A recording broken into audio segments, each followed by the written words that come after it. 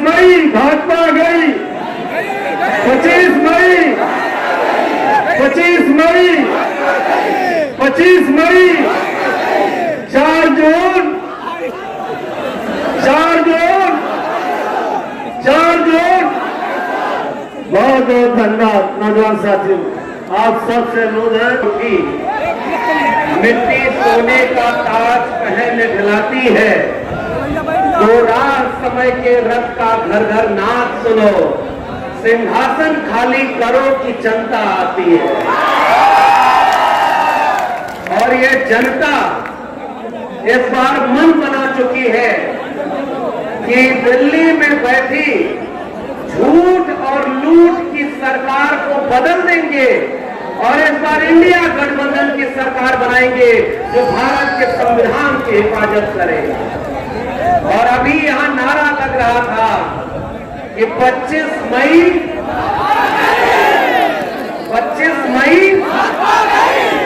यानी अगर 25 मई को यहां पर जब बटन दबेगा तो मुझे उम्मीद है कि यहां के सांसद ही नहीं, केवल बस्ती के सांसद ही नहीं बदलेंगे, दिल्ली में बैठे वो लोग भी बदल जाएंगे जो भारत का संविधान बदलने का बात ले आता है।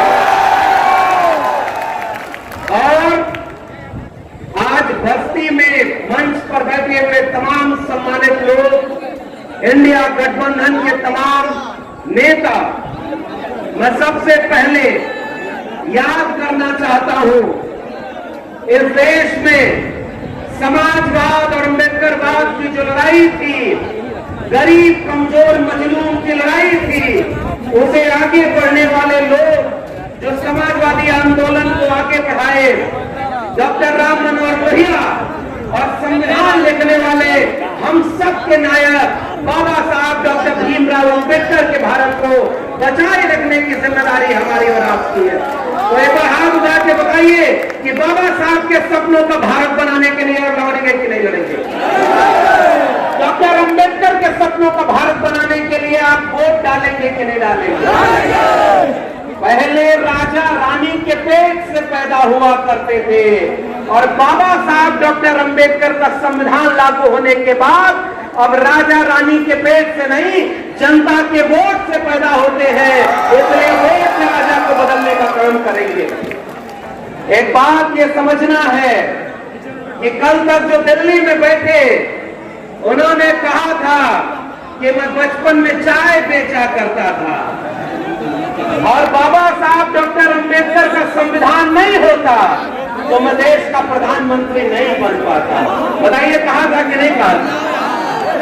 तो अगर चाय बेचने वाला इस देश का प्रधानमंत्री बन जाए तो ये बाबा साहब अंबेडकर के संविधान के बिना संभव है क्या?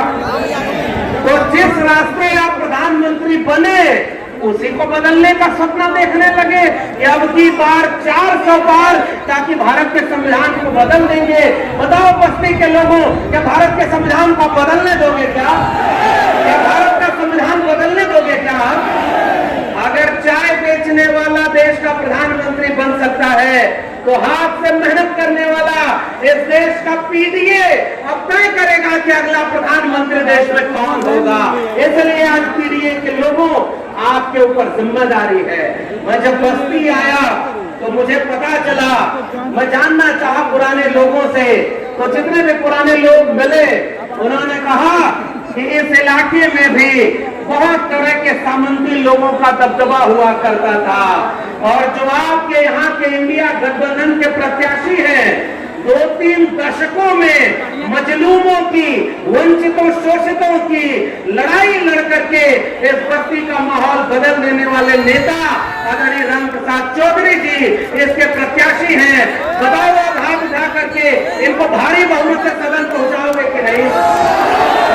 पहुंचाएंगे कि नहीं? तो गांव में हमारी लड़ाई लड़ सकता है, बताओ सदन में खड़ा होकर के बस्ती की लड़ाई लड़ सकते हैं कि नहीं? क्या आपने पिछले 10 साल में बस्ती के सांसद को बस्ती का नाम लेते हुए भी संसद में सुना क्या? जोर से बोलिए, सुना क्या? तो आप एक बात बताओ कि आपके हम सब के अग्रज आदरणीय बाबूजी जब चुनाव जीतेंगे तो बताओ बस्ती के नाम को दिल्ली की संसद में रोशन करने का काम करेंगे कि नहीं? इसलिए मैं आप सबसे गुजारिश करने आया हूं कि एक तरफ वो लोग हैं जो संविधान बदलने की बात करते हैं और दूसरी तरफ इंडिया गठबंधन के लोग हैं जो संविधान बचाने की बात करते हैं। और हमें फक्र है, नाज है कि हमारे नेता और इस देश में समाजवाद के आंदोलन के प्रणेता आदरणीय अखिलेश यादव हैं। मैं जब नौकरी से निकाला गया तो मैं जब पहली बार मिलने गया तो उन्होंने कहा कि जाओ शेर अब आजाद हो गया, अब इस समाजवाद की लड़ाई को गांव-गांव पहुंचाने की जरूरत है।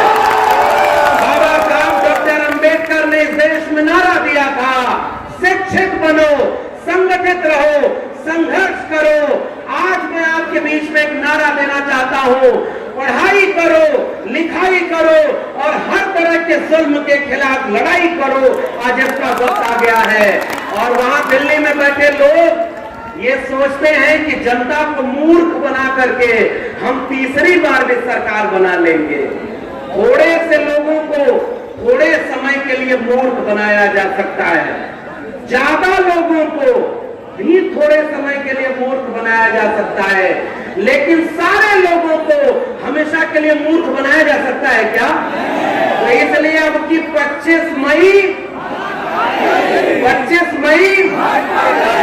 अब तक 10 साल सरकार थी केंद्र में, अपने कर्म पर वोट मांगना चाहिए था, लेकिन अब भाजपा वाले आते हैं धर्म के नाम पर वोट मांगते हैं। बताओ कोई काम किया क्या?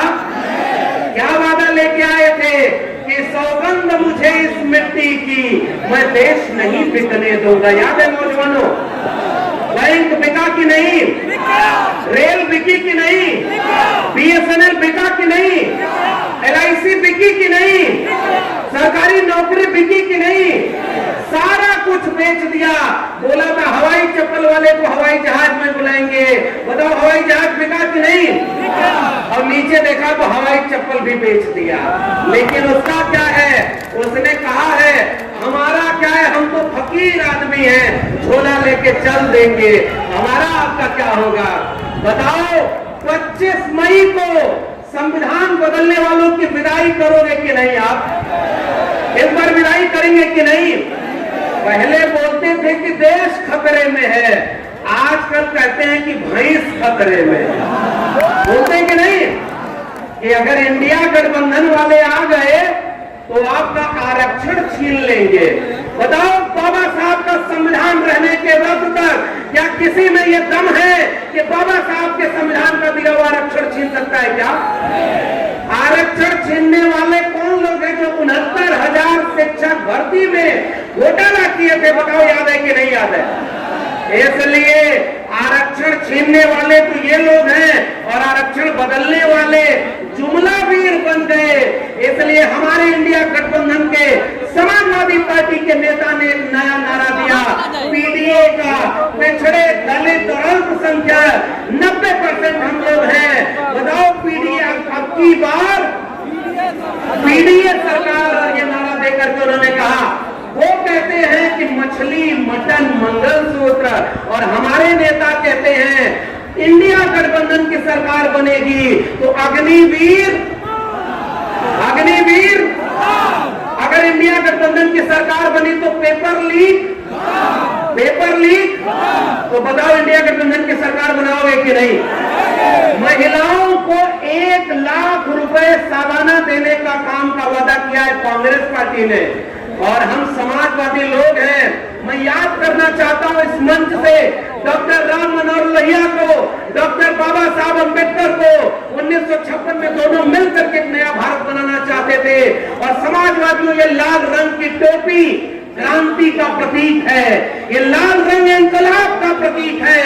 और आज आपके समाजवादी लोगों, आपके ऊपर कर्जा है बाबा साहब डॉक्टर अंबेडकर का संविधान संविधान बचाने का, आपके ऊपर कर्जा है डॉक्टर लोहिया का समाजवाद बचाने का, जिसका नारा हुआ करता था रोटी कपड़ा सस्ती हो और दवा पढ़ाई मुफ्ती हो, जो जमीन को जोते बोए वो जमीन का मालिक होए, राष्ट्रपति का बेटा हो या चपरासी की हो संतान, टाटा बिरला गरीब का बेटा, सबको शिक्षा एक समान, सबको शिक्षा सबको काम, वरना होगी नींद हराम, सबको शिक्षा दे न सके जो वो सरकार निकम्मी है, सबको नौकरी दे न सके जो वो सरकार निकम्मी है, और जो सरकार निकम्मी है वो सरकार, जोर से बोलिए, वो सरकार।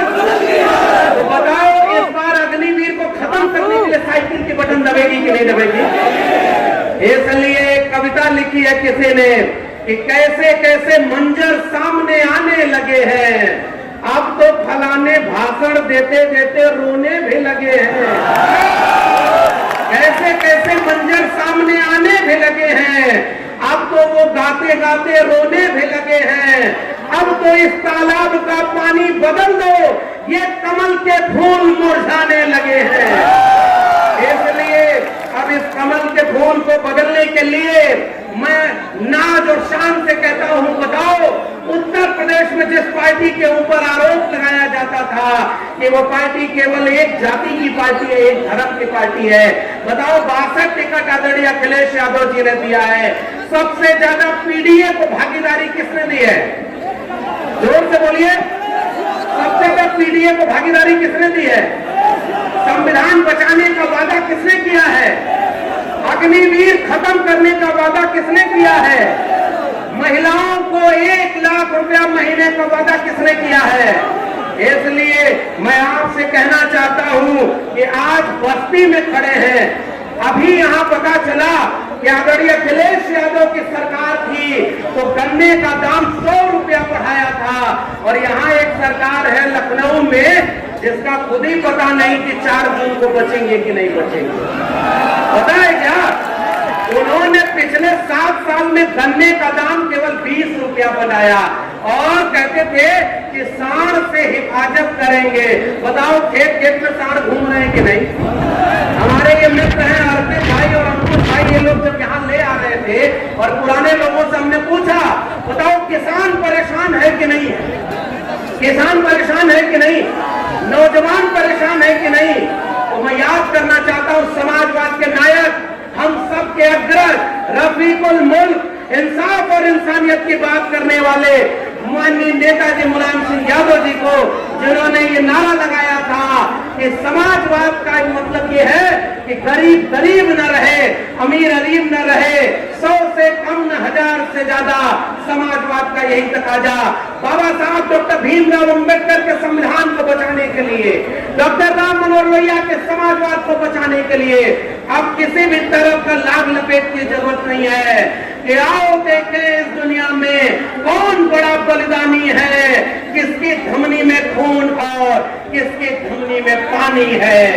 इसलिए हम आपको ये कहेंगे कि आज एकमात्र अपील है, अखिलेश यादव जिन्होंने ये नारा दिया है कि संविधान बदलने वालों को हम दिल्ली की सरकार से, इसलिए तख्त बदल दो, ताज बदल दो और बेईमानों का, बताओ कोरोना में वैक्सीन लगाई तो घोटाला किया कि नहीं किया? बताओ घोटाला किया कि नहीं किया? और इलेक्टोरल बॉन्ड पर हमारे आपके जेब की कमाई लूट ली कि नहीं लूट ली? कहते थे 5 किलो अनाज देते हैं, आप अपने फूफा के घर से लेके आए थे। गरीब कमजोर किसान मजदूर ने पैदा किया अनाज और हमारा ये अनाज हमें ही वापस कर रहे हो। याद रखना, गांव गांव इस बात को पहुंचाना। इंडिया गठबंधन के नेता अखिलेश यादव और राहुल गांधी ने कहा है कि हमारी इंडिया गठबंधन की सरकार बनेगी तो आटा फ्री और डाटा फ्री मिलेगा और 10 किलो अनाज देने का काम करेंगे। बताओ आप इस बात को गांव गांव पहुंचाओगे कि नहीं? जुल्म और ज्यादती बढ़ रही है। और आखिरी बात कहूंगा, क्योंकि हमारे महबूब नेता आदरणीय अखिलेश आने वाले हैं, उनकी रैली में भीड़ भी नहीं है और हमारे जिलाध्यक्ष जी इतनी सादगी से कंट्रोल कर रहे हैं, लेकिन फिर भी ये हुजूम रुक नहीं रहा। ये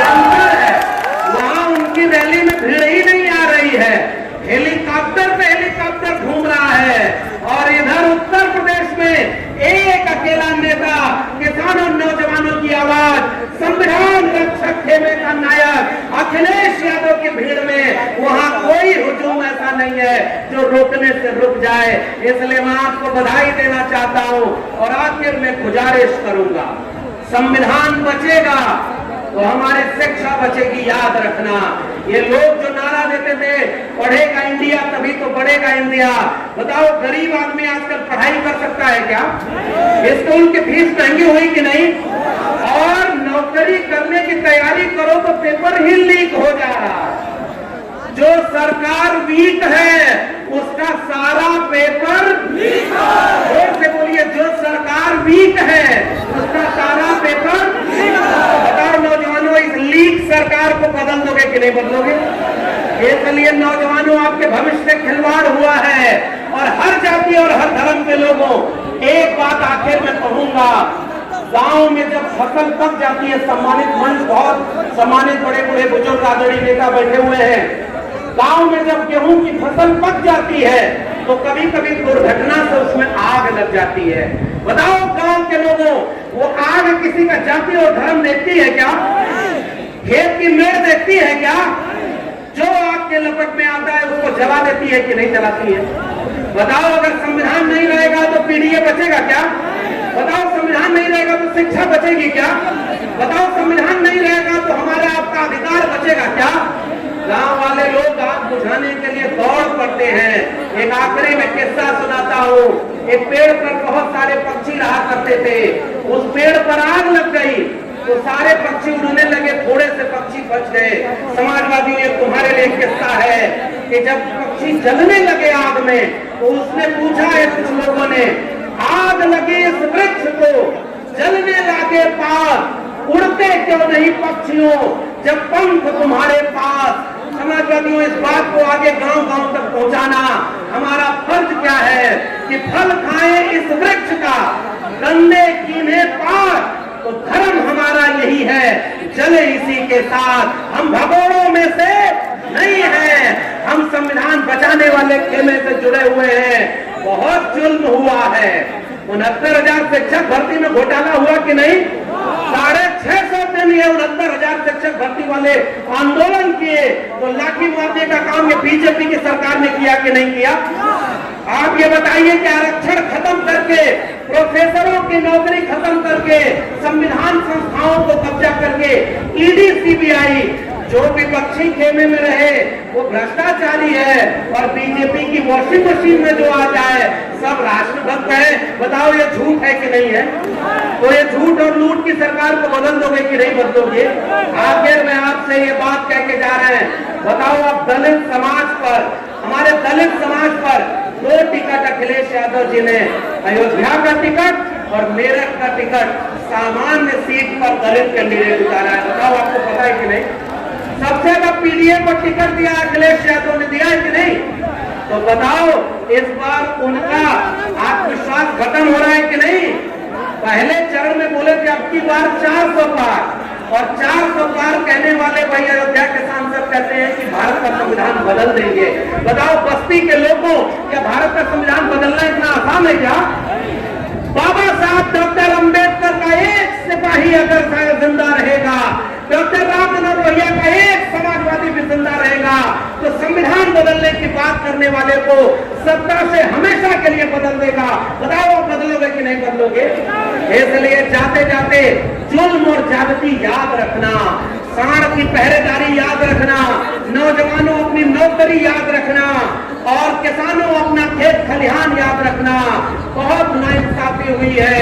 एक शेर मुझे याद आता है कि लौटाएंगे वो सारा तुम्हें सूद के समेत, लौटाएंगे वो सारा तुम्हें सूद के समेत, हम पर तुम्हारे जुल्म का जितना उधार है, ताकत तुम्हारे पास अगर है सितम करो तो हमारे पास भी बाबा साहब का संविधान है। इसलिए संविधान बचाने की लड़ाई में हम सब, खेत खलिहान बचाने की लड़ाई में, किसान नौजवान बचाने की लड़ाई में, शिक्षा बचाने की लड़ाई में, रोजगार बचाने की लड़ाई में आदरणीय अखिलेश यादव के सिपाहियों, क्या गांव गांव पहुंच करके 25 तारीख को एक मोटरसाइकिल पर जाने का काम करोगे कि नहीं करोगे? आजकल परेशान हो गए हैं तो झूठ के साथ लूट रहे हैं। फर्रुखाबाद का एक वीडियो देखा, उनका एक कैंडिडेट आकर के 8 वोट फर्जी मार रहा है। पुलिस प्रशासन के लोग परेशान कर रहे हैं। तो क्या समाजवादियों, अगर बाबा साहब अम्बेडकर ने कहा कि वोट देने का अधिकार सबको है, अगर वोट ही नहीं दे पाओगे तो बताओ संविधान का कोई मतलब है क्या? क्या 25 मई को कितनी भी बाधा आ जाए वोट डालने जरूर जाएंगे कि नहीं जाएंगे? हाथ उठाकर बताइए, वोट डालने जरूर जाएंगे कि नहीं जाएंगे? और 4 जून तक जब तक वोट की गिनती ना हो जाए, एक एक वोट की हिफाजत करेंगे कि नहीं करेंगे? क्या आप किसी से डरेंगे क्या? बताओ जोर से, आप डरोगे क्या?